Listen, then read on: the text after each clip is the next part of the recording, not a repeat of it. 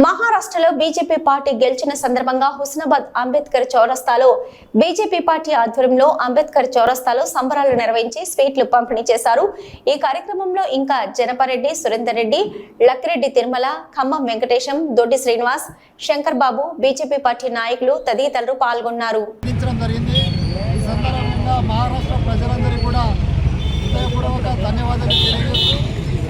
దేశంలో ఎక్కడ ఎన్నిక జరిగినా కూడా ప్రజలందరూ కూడా ముక్తఖండంతో నరేంద్ర మోడీ గారి నాయకత్వాన్ని కోరుకుంటా ఉన్నారు. కాంగ్రెస్ పార్టీని నమ్మి ప్రజలు ఏ విధంగా నష్టపోయారు అనేది ఇలా ఈ రిజల్ట్ చూసిన తర్వాత ఇలా తెలంగాణ ప్రజలు కూడా ఇలా బాధపడే పరిస్థితి ఇలా కనబడతా ఉన్నది. ఈరోజు నరేంద్ర మోడీ గారి అభివృద్ధి మోడల్ అభివృద్ధి ఏదైతే ఉందో ఇలా మహారాష్ట్రలో అద్భుతమైన దాదాపు 230 సీట్లు 280 సీట్లలో దాదాపు 230 సీట్లు ఇలా ఎన్డీఏ కూటమి గెలిచిందంటే ఇలా ఎన్నిక మొత్తం కూడా వన్ సైడ్గా ఇలా మనకు కనబడతా ఉన్నది.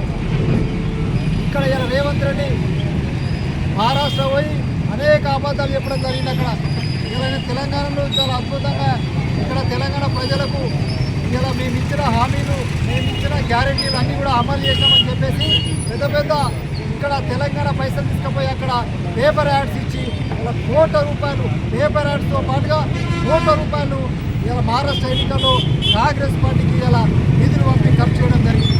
నువ్వు ఎన్ని అబద్ధాలు చెప్పినా ఎన్ని చేసినా కూడా ఇలా మహారాష్ట్ర ప్రజలు ఇలా నిజాయితీ వైపు నిలబడ్డారు, ధర్మం వైపు నిలబడ్డారు.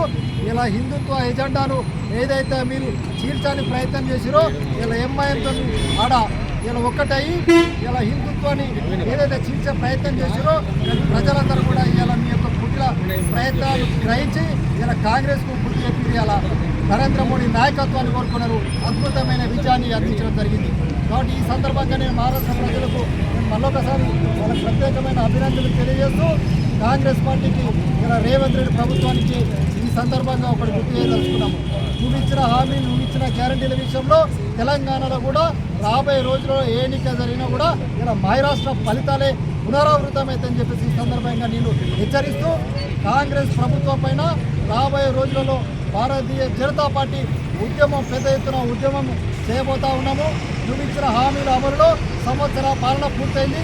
నువ్వు ఖచ్చితంగా వెంటాడతాము. నువ్వు ఇచ్చిన గ్యారెంటీల విషయం, నువ్వు ఇచ్చిన హామీల విషయం అమలు అయ్యేంత వరకు నువ్వు తల తాకట్టు పెట్టినా కూడా నువ్వు ఇచ్చిన హామీలను అమలు చేసే పరిస్థితి లేదు. నువ్వు ఇలా అనేక అబద్ధాలు చెప్పి ఈ రాష్ట్రంలో అధికారులకు వచ్చినావు. ఖచ్చితంగా నువ్వు హామీల అమలు విషయంలో ప్రజలకు, తెలంగాణ ప్రజలకు దేశంగా క్షమాపణలు చెప్పాల్సి చెప్పేసి ఈ సందర్భంగా భారతీయ జనతా పార్టీ పక్షాన డిమాండ్ చేస్తూ రాబోయే రోజులలో బండి సంజయ్ గారి నాయకత్వంలో రాబోయే స్థానిక సంస్థల ఎలక్షన్స్లో హుస్నాబాద్ నియోజకవర్గంలో కాంగ్రెస్ అవినీతిని, కాంగ్రెస్ వైఫల్యాలను ఎండగట్టి స్థానిక సంస్థల ఎలక్షన్స్లో బండి సంజయ్ కుమార్ గారి నేతృత్వంలో, కిషన్ రెడ్డి గారి నేతృత్వంలో ప్రతి గ్రామ పంచాయతీలో కూడా కాషాయ జెండా ఎగరేస్తామని చెప్పి ఈ సందర్భంగా నేను తెలియజేస్తూ మళ్ళొకసారి ఈ విజయం కృషి చేసిన పార్టీ శ్రేణులకు, నాయకత్వం అందరూ కూడా హృదయపూర్వక ధన్యవాదాలు తెలియజేస్తాను.